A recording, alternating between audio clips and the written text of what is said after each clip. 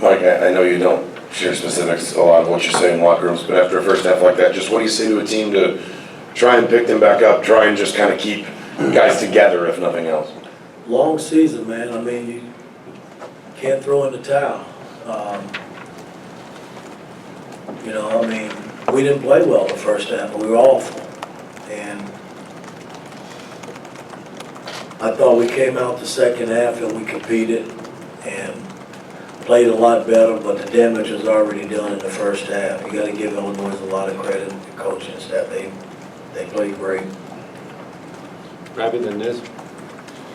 Yeah, Coach, big picture, I mean, you guys are 1-5 in quad one games. I think it's 15 and 34 in quad one games over the last 3+ years.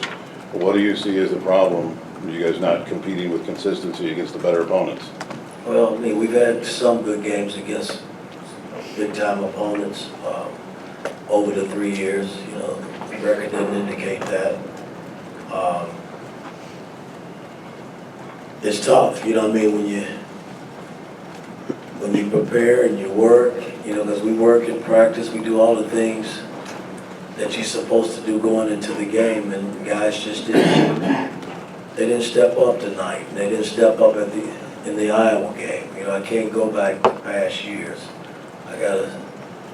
Coach was staring me in the face right now, and we just got to continue to work. I mean, still a long season. Hopefully we'll get Malik back soon. He's a big piece to what we do. And we can get guys back playing the way I expect us to play.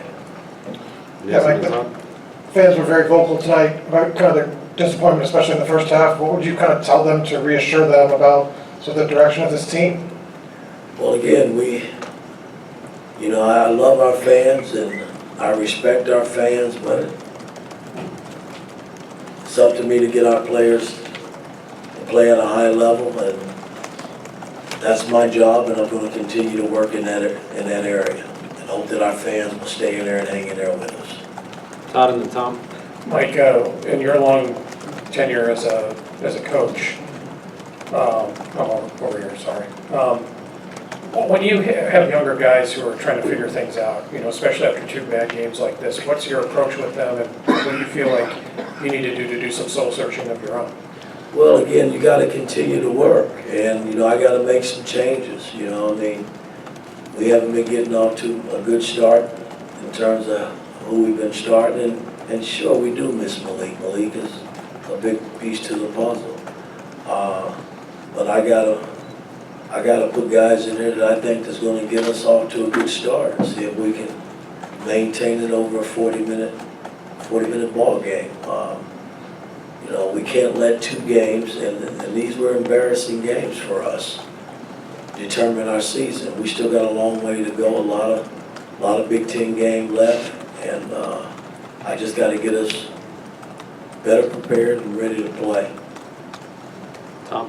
But Mike, how do you explain 60? I mean, in the 125-year history of Indiana basketball, it's never happened before. Like, how do you explain that? I wish I could. You know, I mean, I thought we played better the second half.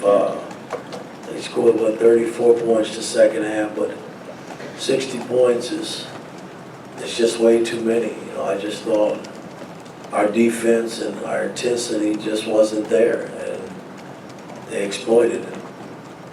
Greg.